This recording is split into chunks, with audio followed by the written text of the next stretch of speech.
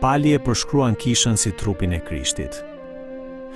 Kjo do të thotë se besimtarët, përmes bashkimit të tyre me Krishtin, janë të lidhur me njëri tjetrin në një marrëdhënie të pandashme. Prandaj, pavarësisht dallimeve në komsi, status shoqëror apo prejardhje, të gjithë janë pagzuar nga i njëjti frym dhe janë bërë një trup i vetëm.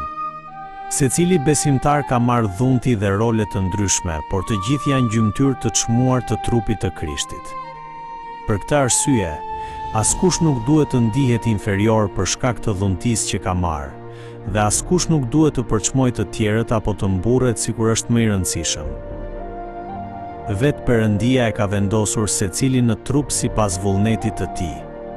Prandaj, krijimi i grupeve dhe përçarjeve mbi bazën e prejardhjes, pozitës shoqërore apo kushteve të ndryshme është një shpërfillje e planit të Perëndisë.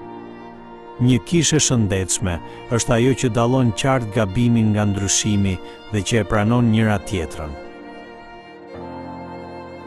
Shprehja "nëse vuan një gjymtyr, të gjitha gjymtyrët vuajnë", tregon se kisha është një bashkësi e gjallë dhe organike, ku gjymtyrët varen nga njëri tjetri dhe kujdesen për njëri tjetrin.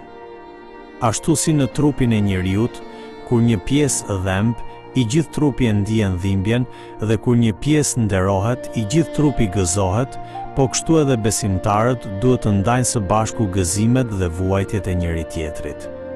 Perëndia ka vendosur në kishë shërbesa dhe dhunti të ndryshme, por jo që ato të bëhen shkak për konkurrencë ose mburrje.